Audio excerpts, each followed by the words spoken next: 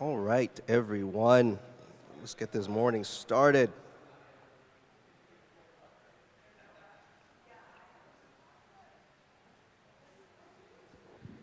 Well, good morning and welcome to Houston Oasis. We are a community of compassion and reason. We are an alternative to faith-based communities, and behind me you can see our core values, including meaning comes from making a difference. My name is Will, and I am going to be your MC today.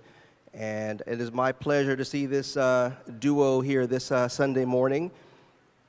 Our musical guest is Enrique Infante, and our featured speaker is Fred Edwards, which I'll introduce later. So without further ado, I'm going to introduce our musical guest for the morning, Mr. Enrique Infante. Let's give him a hand.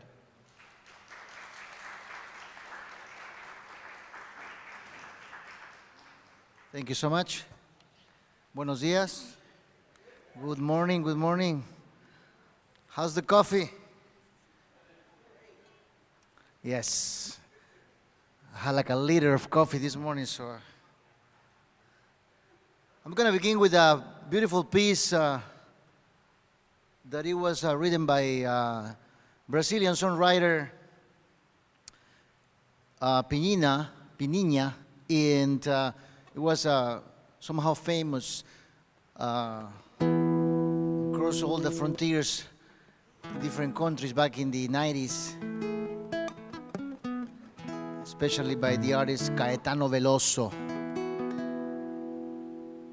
No, I am not Brazilian, I'm Peruvian, but Portuguese is great. Love story.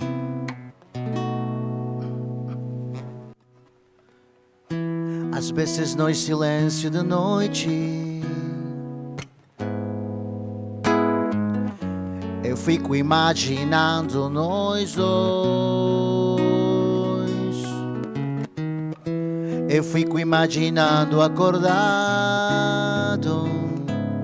juntando. Só abro pra você, mas e por que você me deixa tão solto? Por que você na cola de mim? Eu me sentido muito sozinho. Não quero ser meu seu dono. Que às vezes carinho cai bem. Eu tenho meus segredos e planos secretos. Só abro pra você, mas ninguém. Porque você me esquece de some. E se me interessar por alguém, você lá de repente me gana. Quando a gente gostará, é claro que a gente cuida. Fala que me ama só, que de boca pra fora só você me engana. Não está madura. Onde está você agora?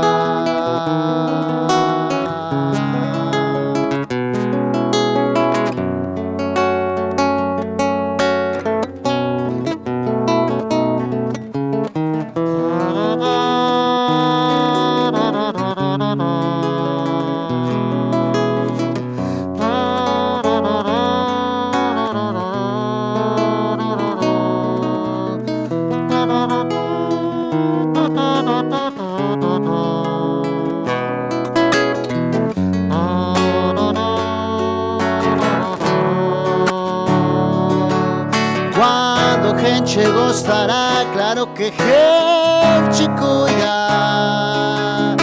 Fala que me ama só, que de boca pra fora só você me engana ou está madura. Onde está você?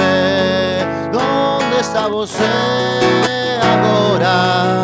Quando gente gostará, é claro que gente cuida. Fala que me ama só, que de boca pra fora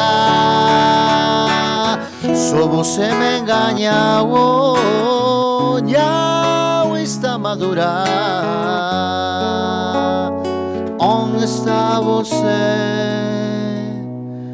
agora?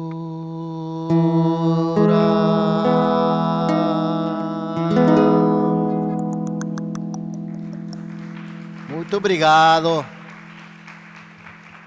Got dancers in the back. Should take lessons with you. And this is an original tune. It's called She.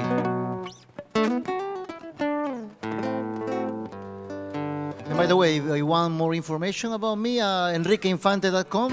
Thank Will for reminding me of that. enriqueinfante.com. I also have a little box in the back right there where you can deposit your love. And thank you again for the invitation. Last time I was here, it was November. It was probably around Thanksgiving. Can't believe it. Really far. It was like far away, long time ago. This is She. She's the one that makes me love like this. She can read my mind. She has my full heart, and I would be with her.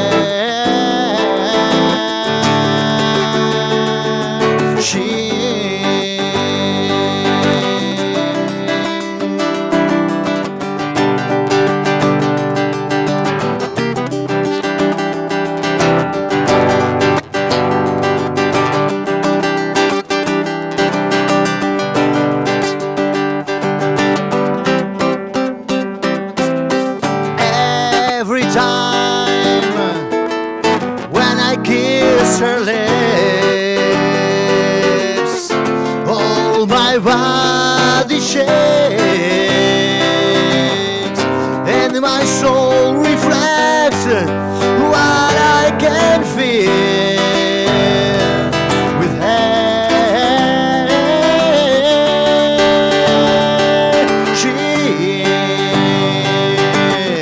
I fly away when she's around me. I can say she makes me feel like this again and again. She has the power to move my world in the way she wants. She knows she's right. She knows, so she knows.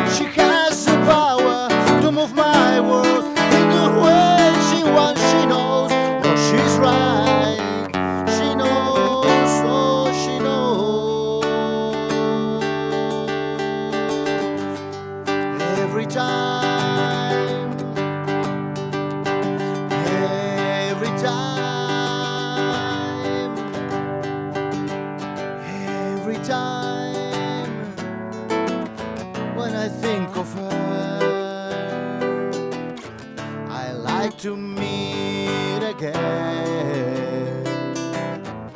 I hope she feels the same, 'cause I know, and she knows, she knows, she knows.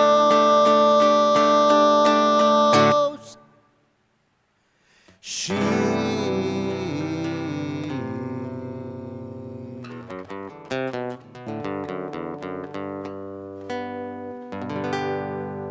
Thank you so much. See you in a momento. Thank you for dancing.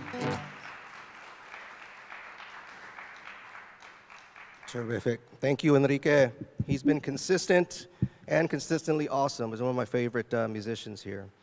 And you could see where he's playing and see what he's doing on. We have a link to his website on our Facebook post, and we'll also post it in the social medias. The only critique I have is that you said liter. You had a liter of coffee, and we don't use liters in this country. My friend's from Lima, Peru, but we just cut a football in half and pour the coffee in it to measure, because it's America. Not the round football, the football. I'm kidding. I want the whole world to be metric. All right, well, I'm going to introduce our speaker. I'm kind of excited about it. He's kind of a bigwig in the American Humanist Association, and most of us here are humanists. I would maybe say all, be bold and say all. But Fred Edwards is our speaker. He is the former executive director for the American Humanist Association. For about 15 years, he held that title. He is also a humanist celebrant emeritus for the Humanist Society. He has held various positions in the secular community. He was the first president of Camp Quest Incorporated. He was also a national director of the United Coalition of Reason from 2009 to 2015. He is now a retired American Humanist Association consultant. So with that really cool introduction, I am going to welcome our speaker, Fred Edwards. Well, good morning to all of you. It's a pleasure to be virtually with you, at least. It would be great to travel down to Houston, but I'm happy to be here now and in at least this way. Now, most people don't know that 11 years ago, back in 2012, the United Nations General Assembly named March 20th, the beginning of spring, as the International Day of Happiness. They did it to recognize, quote, the relevance of happiness and well-being as universal goals and aspirations in the lives of human beings around the world. And on that date each year, the UN releases a World Happiness Report, which uses global survey data to report how people evaluate their own lives in 150 countries worldwide. This report will reach up to 10 million people this year. The general message it carries has three main points. One, the true measure of progress is the happiness of the people. Two, happiness can be measured. And three, we know a lot about what causes it. The point of the report is that, quote, this information can help countries to craft policies aimed at achieving happier societies, and each of us can live a wiser life, end quote. In this connection, the European Union, as one example, now asks its member countries to put well-being at the heart of policy design. It's notable that in these reports, all the Scandinavian countries keep showing up in the top 10, while the United States continues to rank lower. It was 16th place last year, but is expected to return to its lower ranking of 19th place this year. Afghanistan, however, is expected to come out on the very bottom for the fourth year in a row. When I wrote about this in the Humanist magazine a couple of years ago, one individual, Eric A. Gordon, commented by offering this explanation for the persistent high Scandinavian rankings. He wrote, "These countries rank so high because they are the world's best examples of social democracy. They are all capitalist countries, but with strong social welfare state aspects. Citizens and residents of those countries don't worry about hunger, homelessness, eviction, paying for an education, child care, health care, unemployment, reproductive rights, women's and LGBTQ rights, environmental degradation, a deep culture of political corruption, vast income differentials, labor rights, a dignified old age, maternity and paternity leave, fighting foreign wars, punitive and for-profit prisons, etc. He then added, with special reference to humanism, it should be noted that those countries are among the most secular in the world, and that isn't coincidental. They have good lives, they bask in the light of a shared national and regional community. There really is not much for them to pray about, now is there? And he's right, up to a point. These countries tend to guarantee a certain level of freedom from fear and want, as do other secular social democracies, including Canada, which consistently ranks above the United States in happiness. But freedom from fear and want only provides a general foundation for happiness, the basics, which make happiness easier. These are the necessary but not sufficient conditions. This is because happiness, instead of being a list of checked off need boxes, is an overall positive evaluation of one's life and an overall positive state of mind. And getting all the way there is a separate task after sufficient relief from suffering has been accomplished. Nonetheless, many people manage to be happy even under difficult conditions, a fact that emerged in the previous 2 years' World Happiness Reports, drawing attention to the effect of the pandemic on happiness, an effect that surprised even the report's editors. This is because, on average, results remained steady across the pandemic years and remained consistent with the year before the pandemic. In other words, humanity has exhibited resilience in the face of hardship. On top of this, the pandemic brought an increase in social support and benevolence. The World Happiness Report website states that, quote, as we battle the ills of disease and war, it is essential to remember the universal desire for happiness and the capacity of individuals to rally to each other's support in times of great need, end quote. There has even been an emergent optimism for the future, an attitude that shows the power of human adaptiveness. So while it's still true that things like a social safety net, freedom, and comfort contribute greatly to happiness, they are essentially the prerequisites, not happiness itself. That said, we can ask, what are some other things that happiness isn't? Well, happiness isn't to be confused with morality. Although we hear frequent claims that moral life choices make people happy, we know that virtue isn't always rewarded. Indeed, when brave people advancing noble causes take the moral high road against opponents that are too powerful, these brave people can be made to suffer, whether through physical or emotional pain. Whistleblowers can be purged of their jobs and publicly defamed and hounded. Courageous freedom fighters can suffer great personal losses as well as severe lifelong injuries or imprisonment.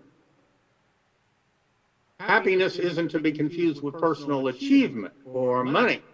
While these can serve as a cushion against certain barriers to happiness, such as defamation or poverty, they are no guarantee that actual happiness will emerge within that safe and conducive framework.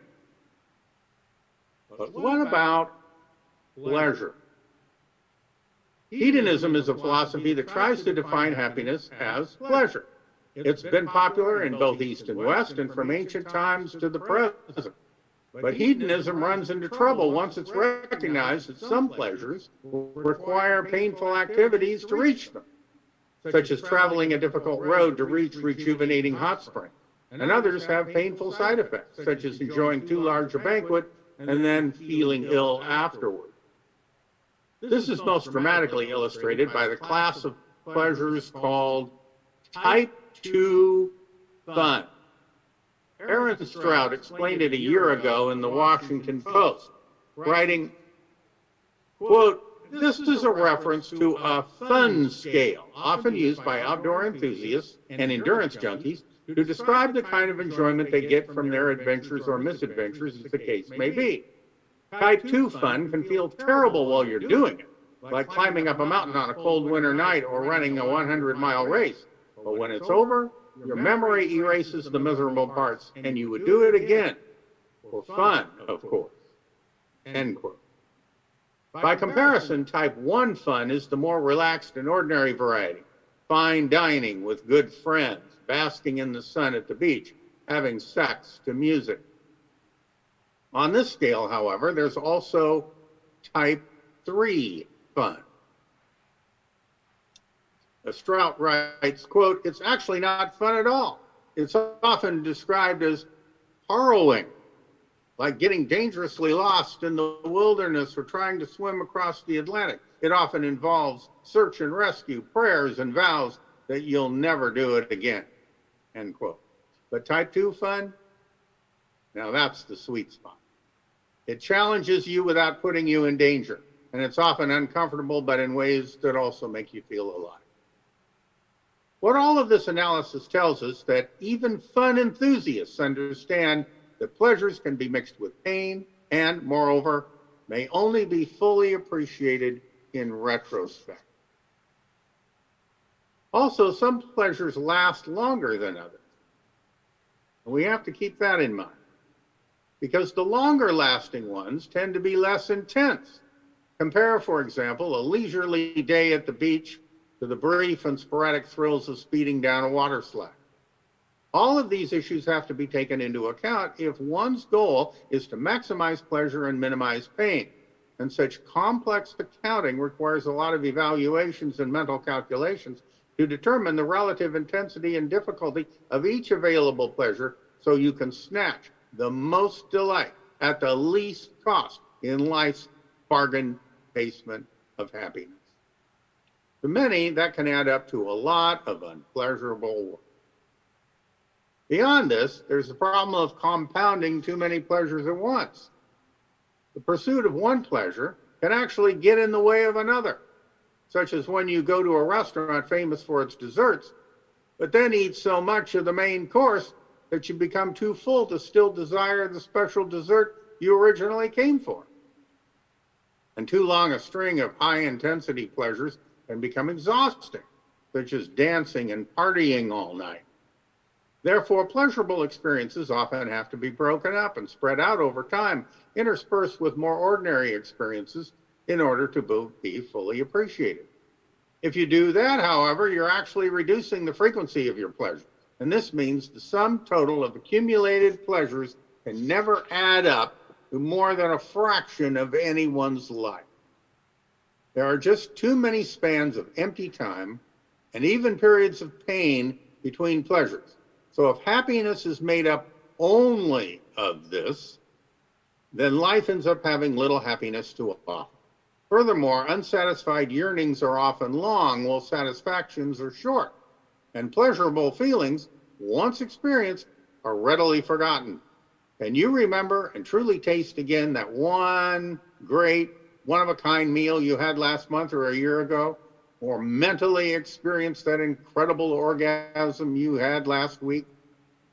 Adding all this up, I'm arguing that happiness isn't attained merely by meeting your human needs, by being moral, by becoming a high achiever, or by maximizing your pleasures and having fun. What is happiness? In summarizing part of what science has learned about the subject, the Mayo Clinic reports the following. Quote, only a small percentage of the variation in people's reports of happiness can be explained by differences in their circumstances.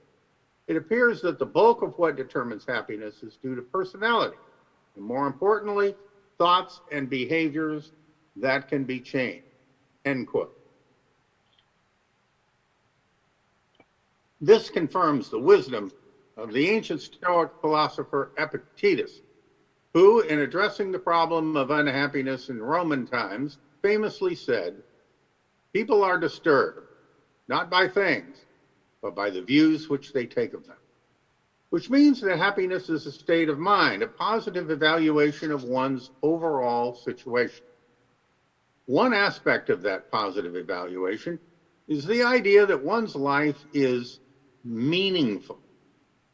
When I say this, I'm not referring to some belief that one is cosmically important, that one has a significant place in the universe, nor am I talking about being loved and having a sense of belonging.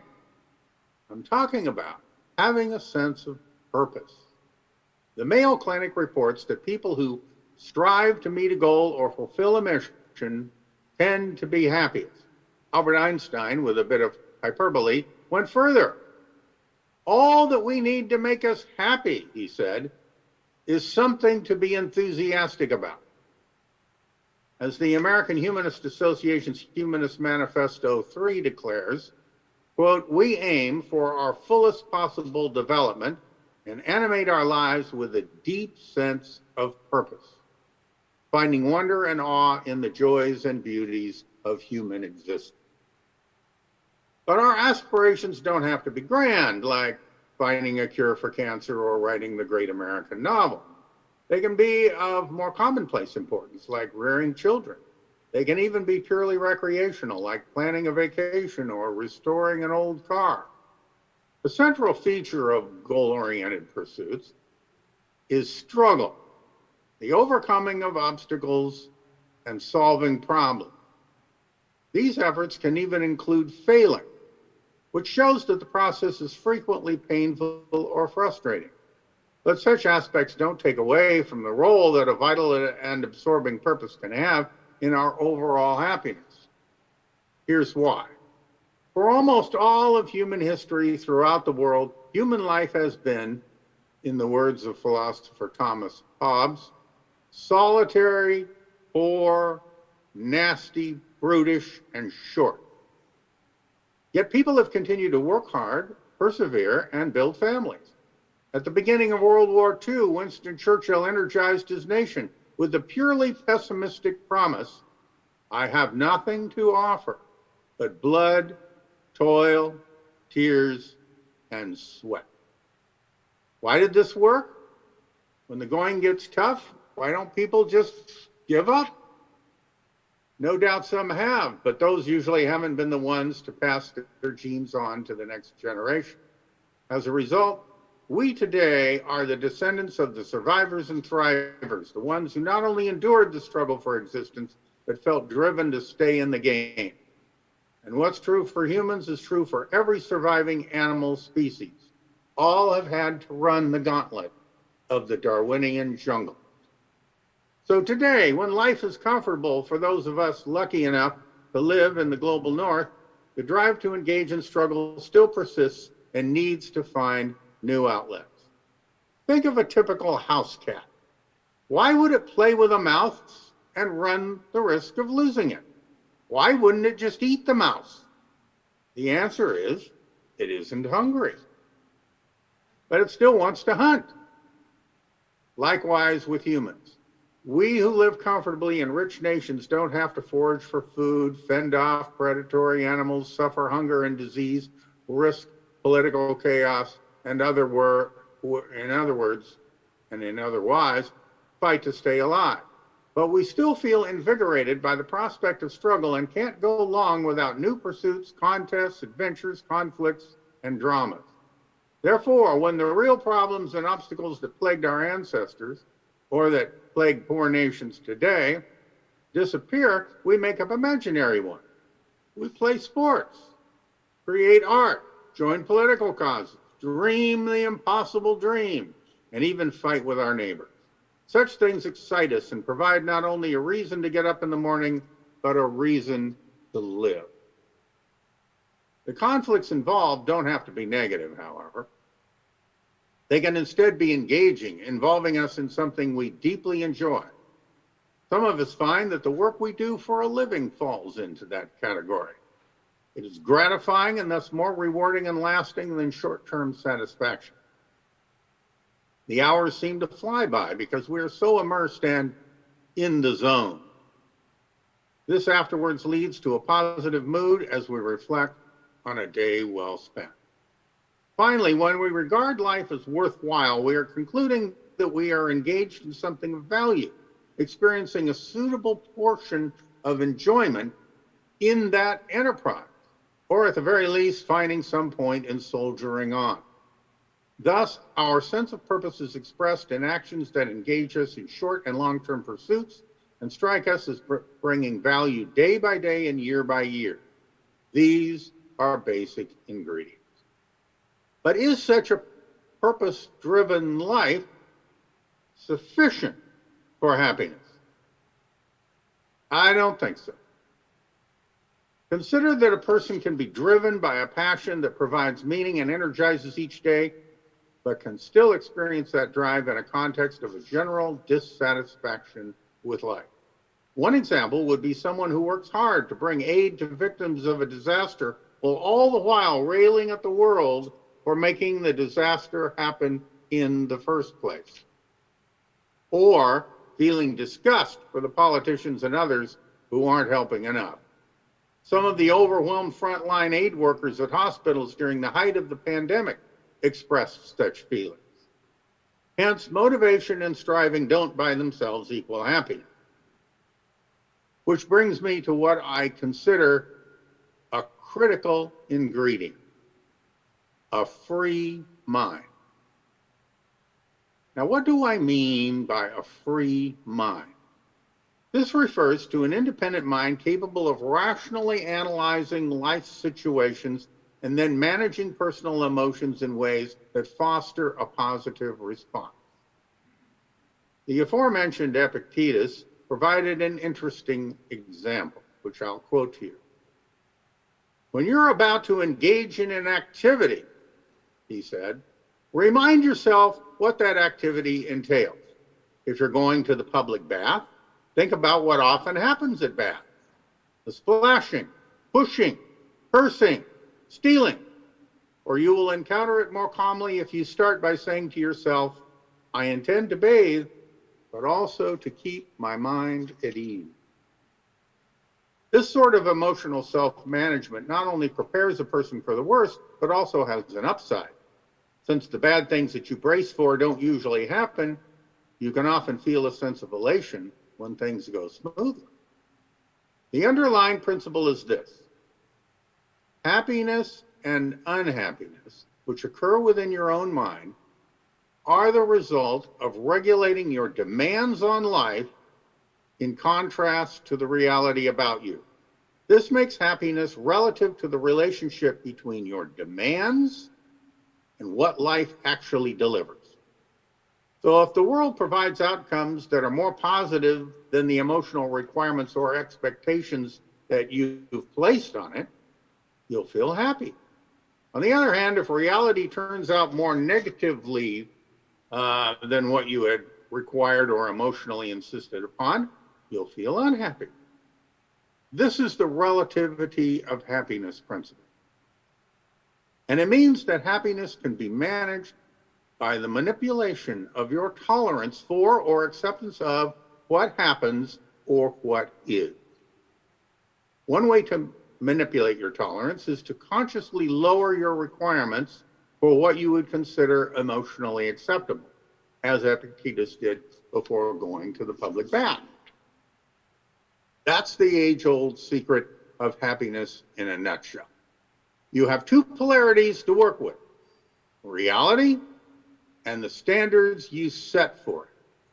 Work the polarities one way and happiness results. Work them the other and the outcome is misery. For example, chances are you know someone who strongly desires that people always obey the rules and behave decently. And this person wants that result so badly that she or he readily notices imperfections and complains about them.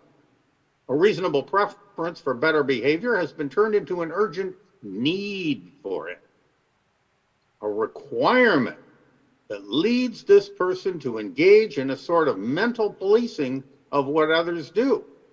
And this renders the imperfections and hustle and bustle of the real world as sources of unhappiness. This person requires that the realities of human life be better than they really are, and suffers as a result. This doesn't have to be you.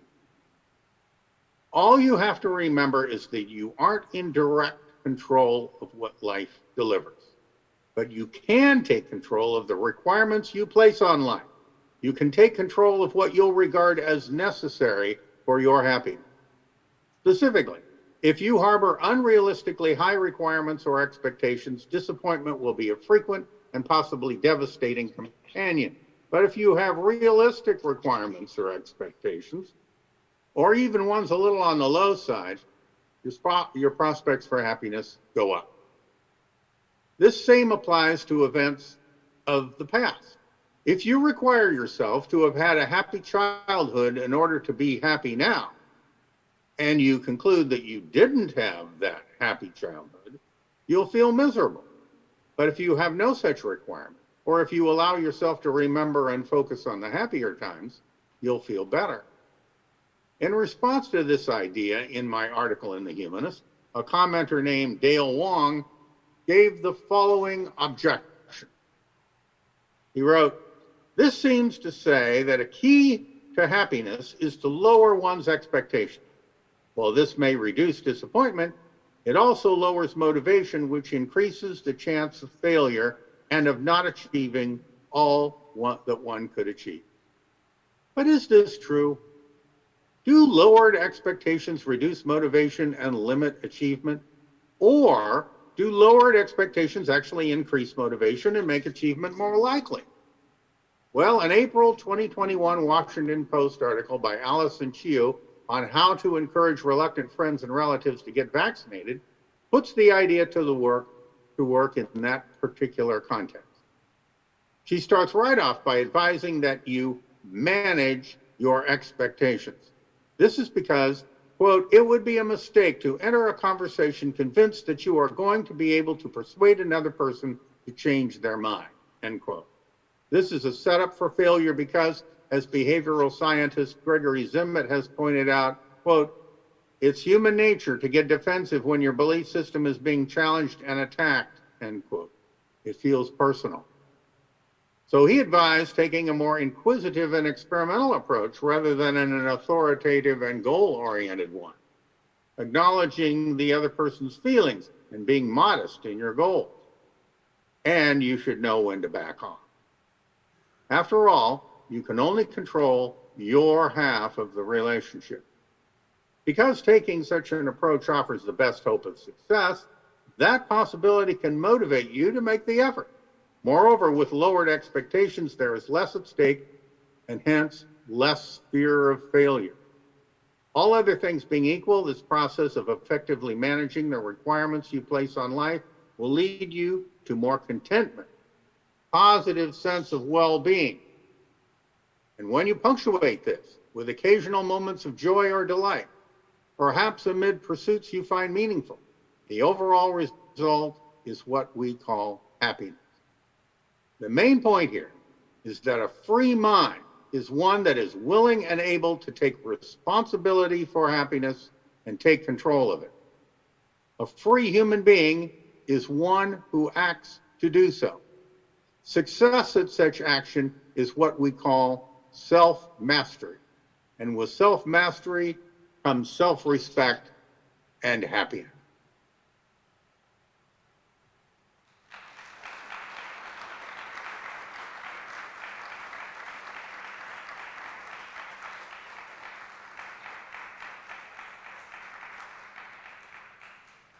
All right, terrific. Thank you so much. If you don't mind, we're going to have a 10, 12-minute coffee break, and then we'll have some Q&A if our speaker can hang around for a little bit. And go mingle. We'll have a little bit of music in the background, meet some new people. There's some really cool folk here, as always. But this is your chance to get up, spread your legs, and we spread your... Holy shit. I need a second liter of coffee. Shit. Walk around, you know what I mean. And I'll see you back here in about 12 minutes. God damn it.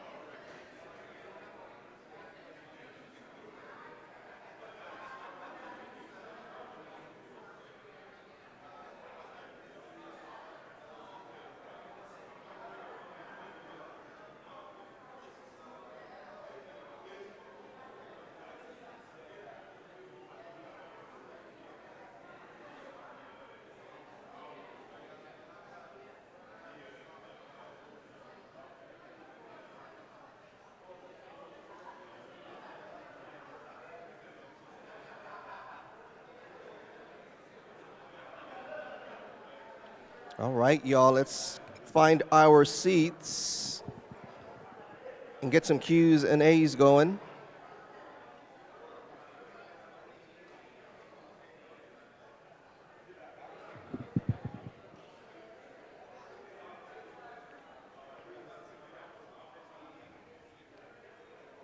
Does someone have the mic?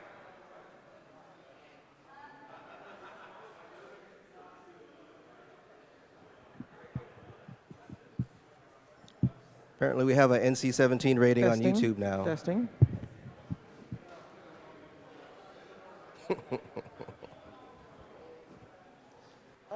Ready? All right. We're going to do a Q&A first, and then we'll have two songs from Enrique in just a bit after the Q&A. So if you don't mind sitting down, Abhishek has the microphone, and he'll go around and raise your hand and let us know if you have a question for our speaker. Questions?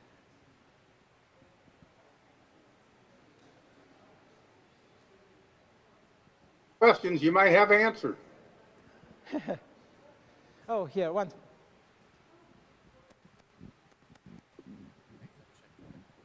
Thank you so much for your informative talk. I always find myself seeking the kind of happiness that requires a lot of long-term struggle and just struggling and struggling for that maybe happiness that comes a little bit later. And then I see all these people around me all the time who are just having such a good time all the time, you know, just enjoying regular leisurely things. To what extent does a person's personality play into the happiness in their life, and do you find that there is a lot of mobility possible there, and if so, would you have any thoughts on that? Thank you. Yeah, personality plays a heavy role. That genetics, which affects personality and temperament, certainly has a role to play in all of that. And so there are certain things about yourself that are just you, and you need to, as I think you have, get used to you and what it is you require and so on. But once in a while, it's also useful to sit back and get a different perspective. When I retired, sometimes my wife would ask me, well, what are you doing now, Fred? And I'd say, I'm goofing off. And that's quite all right. It's quite all right to just goof off. Kurt Vonnegut, a humanist and an honorary president of the American Humanist Association, he said, our purpose in life is to fart around and don't let anybody tell you any different. And it's sometimes refreshing just to realize that it's okay to just relax and lay back, that you don't have to prove anything to anybody. You're going to die one day, sooner or later, and then nothing's going to matter to you after that. And then the universe is going to die a heat death, and nothing that ever mattered will ever matter again. So you're going to rest, you know, relax. What do you have to accomplish that's so cosmically important? If it's important to you, fine, do it. But once in a while, sometimes you just need to take a deep breath and relax and goof off. All right, another question?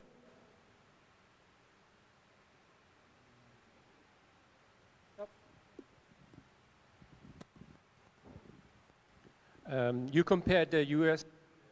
to Canada. How does the U.S. compare to the rest of the world? And who is the happiest country in the world? And what political system do they have? Yeah, the one that comes out consistently number one year after year, most of the time, is Finland. And I noted that the Scandinavian countries, the northern countries up there, tend to come out highest on the happiness scale. And these are countries that are social democracies, and the basic needs are being taken care of. But they also have a more laid-back attitude about a lot of it. And so that helps. Now, Canada does better than us, probably because they too are a social democracy like many of the countries in Scandinavia. And so they tend to score just a little bit above the United States consistently year after year. We have this ethos in this country that you have to fight for your happiness. You don't deserve it unless you work for it and things like that. But you deserve it, and you don't have to work for it. And phooey on anyone who says otherwise. I mean, but we Americans, we're strivers, and we try to get our backs against the wall and face poverty and force us to achieve riches. And that's kind of the ethos that's at work. And sometimes it's best to kind of step aside from that and look at that objectively and ask yourself, do you really want to be part of that rat race? The rat race, the pursuit of the bitch goddess success, is a big part of American life. And so you have to ask yourself if you're really up to the task and if that's really what you want to do.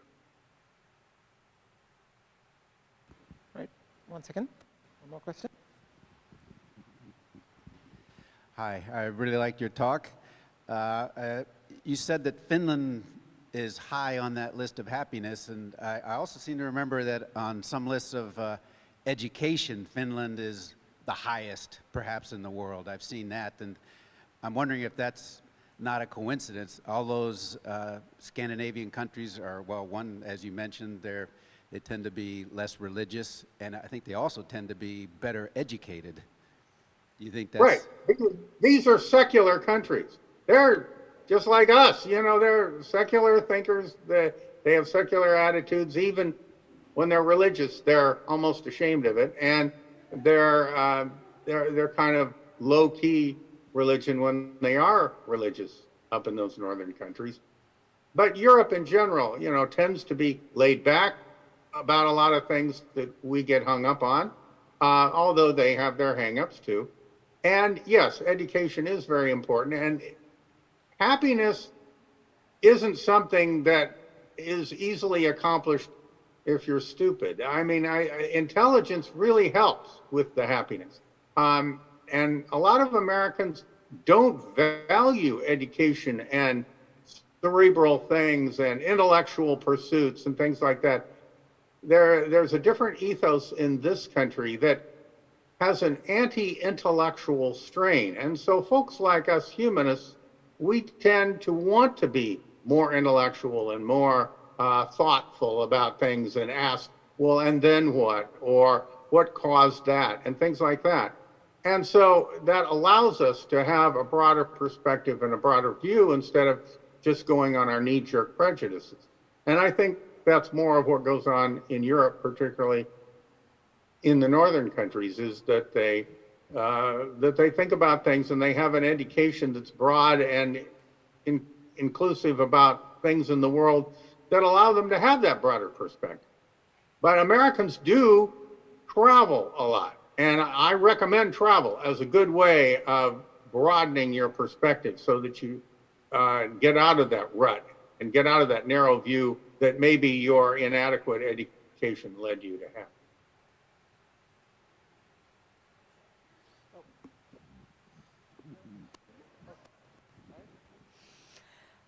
So I'm wondering if you have any thoughts on the role that social media might play in our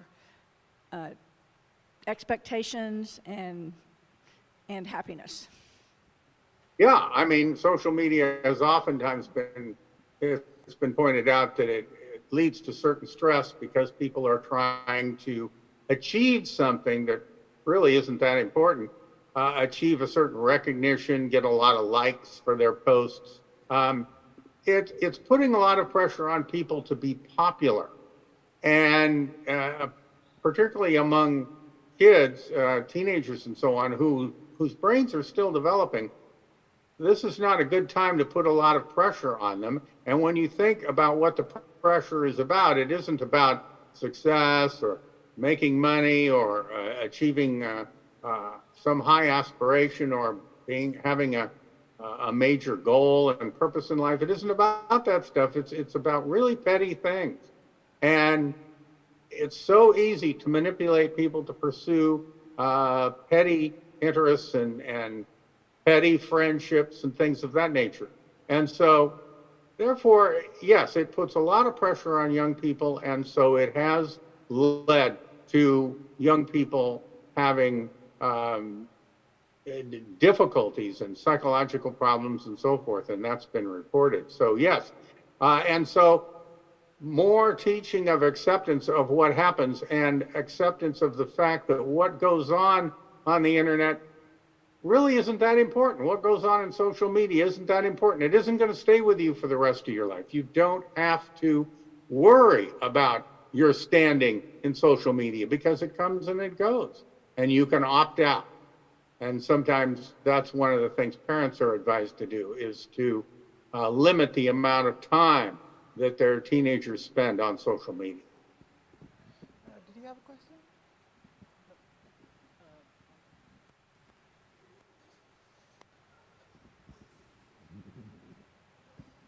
There was a talk that I heard once about this organization that was helping people in Central America to improve their production in producing clothing. And what the people in Central America were working by hand to produce some kinds of clothes. And so this worker got this one lady a more modern sewing machine, and because she was making maybe 5 or 6 units per week, and with this new sewing machine she could do that many in a day. So he went back a couple of months later, and she was still producing 5 or 6 units per week. And the reason why is because what she really wanted to do was to spend time with her friends and gabbing with her friends. And I'm wondering if there's a cultural, if there's a difference between different cultures as far as happiness goes. Well, yeah, there is in different cultures, but you shouldn't let that decide the matter for you, because there are different personalities of individuals within culture. And it's perfectly reasonable for one person to find their happiness by maximizing their productivity, making more money, having more choices that money gives them, and choosing that option. But it's also perfectly understandable what this woman chose, that she wanted more free time. And that was one of the great promises, if you think about it, of automation. That automation was going to free us up, was going to give us more leisure time. And the computer world was going to give us more leisure time. And so we were going to get all of this work done in a fraction of the time, and then we were going to be able to take the rest of the time off. That was the great promise. And what this woman wanted was that very thing, and she actually achieved it. But in this country, what we found out was that if you get a computer and it allows you to get a whole lot of things done in less time, that frees up a lot of time and gives you free time until your neighbor gets a computer, and everyone on the block gets a computer, and everyone in town gets a computer. And now the expectations for your productivity go up. You are now expected to produce at a higher level because you can. And so that can actually increase the stress in society because we have higher abilities to be productive. So you have to watch that. You have to be very careful and keep your mind clear on what it is you want. And the story you're telling about this woman, she never lost sight of what it was she really wanted.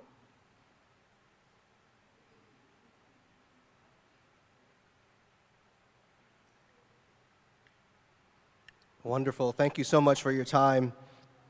Thank you for all the questions and answers.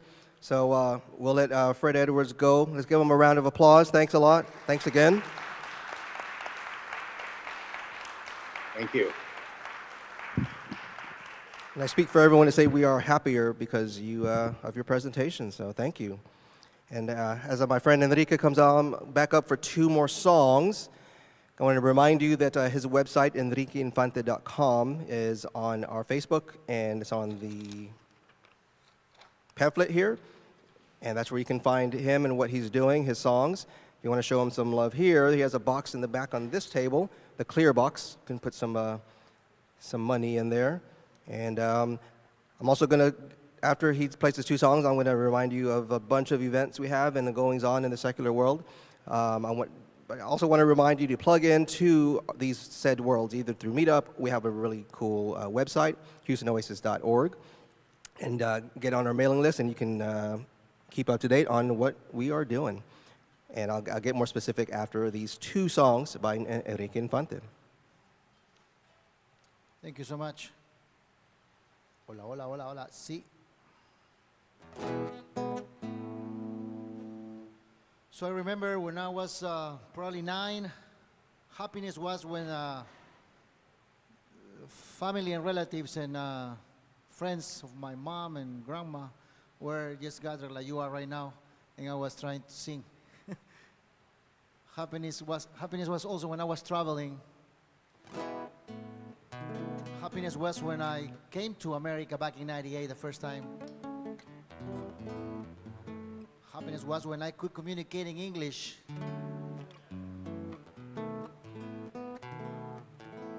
Happiness was when I released my first album.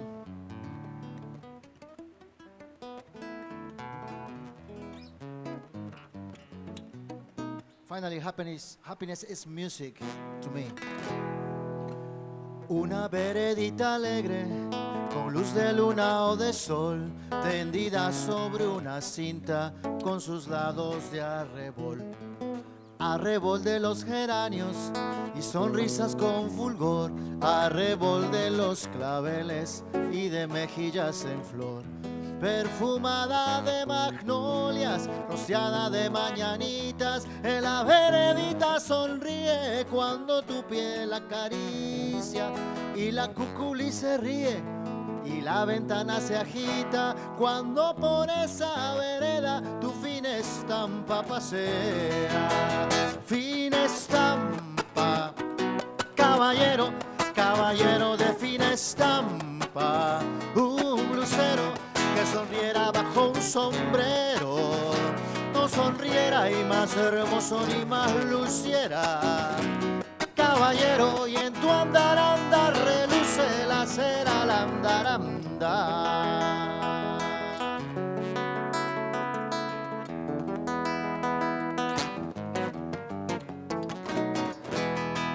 Te lleva hacia los aguanes y los patios encantados, te lleva hacia las plazuelas y a los amores soñados.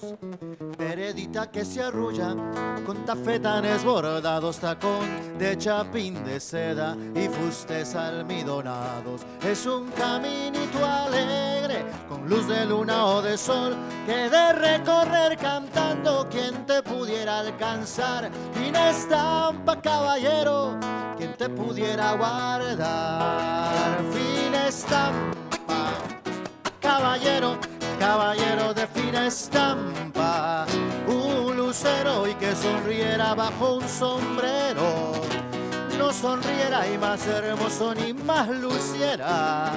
Caballero, y en tu andar, andar, reluce la cera al andar, andar. Fina estampa, caballero, caballero de fina estampa, un lucero que sonriera bajo un sombrero, no sonriera y más hermoso ni más luciera. Caballero, y en tu andar, andar, reluce la cera al andar, andar. Fina estampa, caballero, que te pudiera guardar.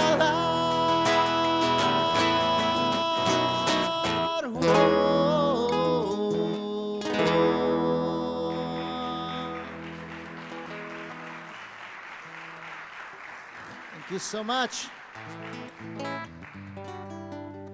So if we, I thought later in my life, I thought that less responsibilities and more commitment to my own thoughts and dreams are also happiness. What do you think? So this next song is called Cuando te encontré, When I Found You.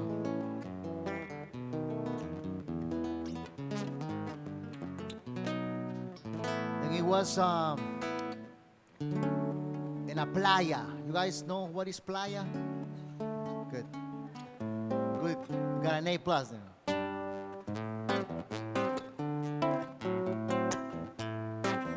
And maybe you can sing with me towards the estribillo o coro. The course, it's basically love, love, amor, amor.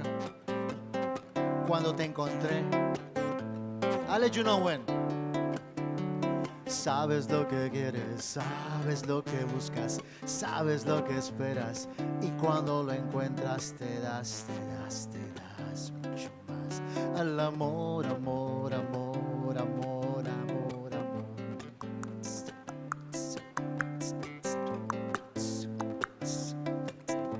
Me voy enamorando en cada lugar, amo lo que tengo en mi corazón, me entrego al amor completamente, exhausto en 1000 años y hasta el día siguiente. Vente, vente, vente, vente, vente, vente, vente, vente, vente.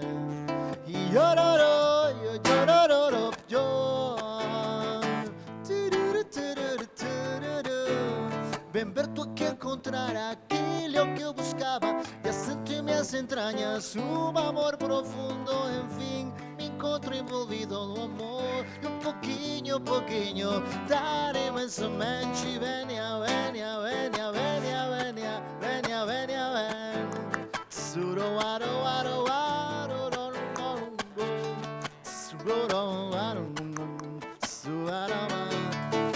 so this is the part. You're gonna sing with me, all right? Vamos. Amor, amor, amor, amor. You guys. Vámonos. Amor, amor, amor, amor. Amor, amor, amor, amor. Amor, amor, amor. Cuando yo te encontré, when I found you. Here you go. Amor, amor, amor, amor. Come on, guys. Amor, amor, amor, amor. Amor, amor, amor, cuando yo te encontré. Amor, amor, amor, amor. Amor, amor, amor, amor. Amor, amor, amor, cuando yo te encontré.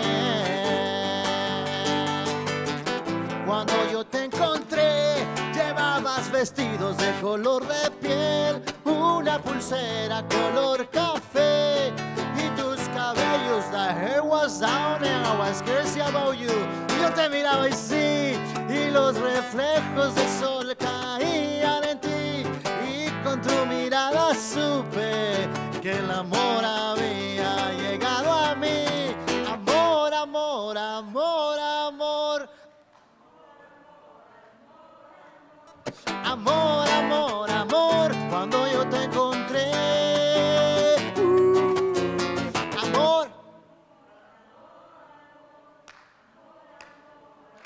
I love it. Amor, amor, amor, cuando yo te encontré. Whistling time.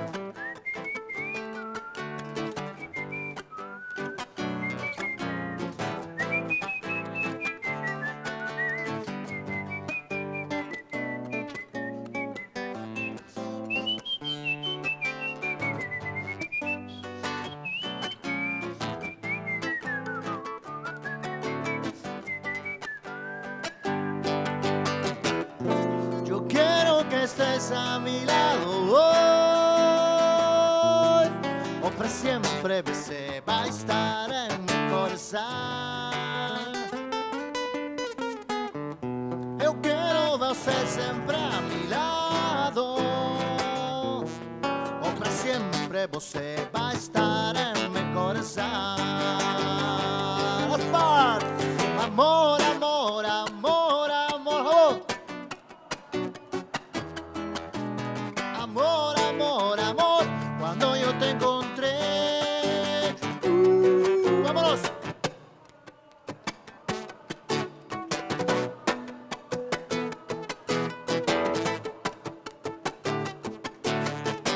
Cuando yo te encontré. Amor, amor, amor, amor. Amor, amor, amor, amor. Amor, amor, amor, cuando yo te encontré.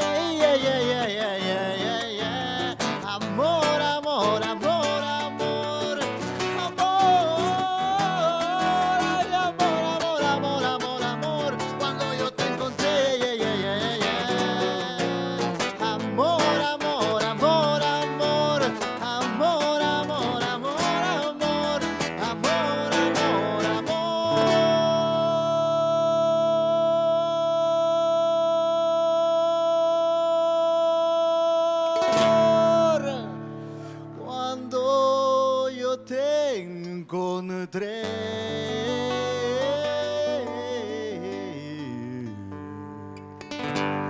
Thank you so much. Have a wonderful Sunday. Thank you for singing. Gracias. All right. EnriqueInfante.com. Muy bien, mi amigo. All right. I'm going to have our treasurer, our esteemed Richard, come up and say a few words. Hey folks, thanks for coming today. Hope you liked it. Just wanted to remind you some of the ways that you can support Houston Oasis. A number of you have already dropped a little love. Speaking of amor, dropped a little love in the black hat in the back. We also have modern ways of giving. If you're not able to give, don't worry about it. We're just happy to have you here. We also wanted to let you know about our attempts at green coffee cup activities. Surprisingly difficult actually to find green coffee cups that are disposable, but these are compostable coffee cups. They have a plastic lining, but it's made from corn, so totally compostable. So rather than throwing the coffee cups away, I will collect them and make sure they get composted, or you can take them home and compost them. You can also bring your own little coffee cup if you want to, like Roger has a little baby miniature coffee cup that he brings. That's another way to do it. So again, happy to have you here. And and then I also wanted to let you know that Oasis believes in financial transparency. You'll be happy to know we have an outside bookkeeper looking at our books now to kind of make sure everything is kosher. And then I will be giving the organization an update on our finances. We're saving money for a new building at some point in the future. So just to let you know everything that's going on and where your money's going so that you have some confidence about that. Thank you.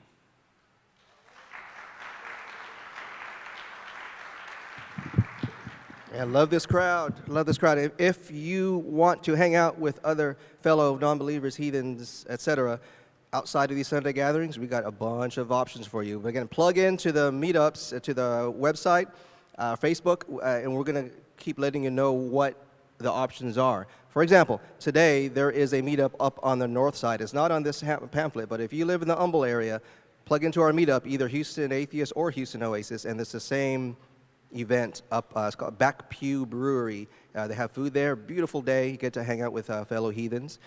On Wednesday, there is Houston Oasis cards. Again, details are on here.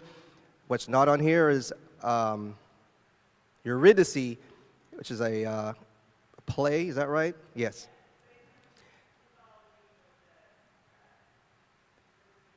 Yeah, it's called Eurydice at Westchester Academy for International Studies this Thursday at 7 p.m. It runs about an hour and 15 minutes. And Terry also asks to please take some tacos home. There's a bunch of tacos over here to your right and my left.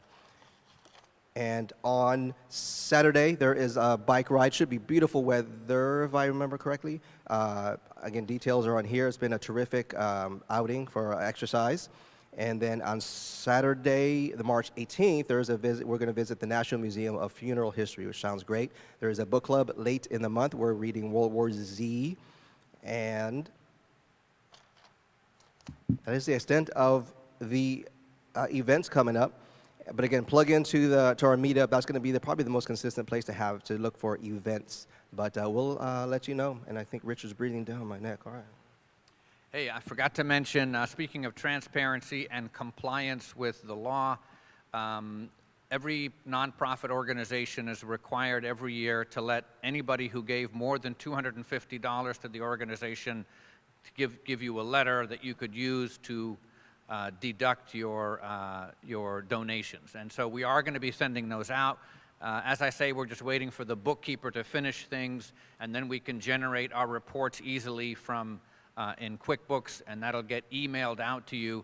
So if you have given more than $250, then I need to have your email address, because that's how we're going to be sending it out, or your snail mail address, I suppose, although email is much preferable.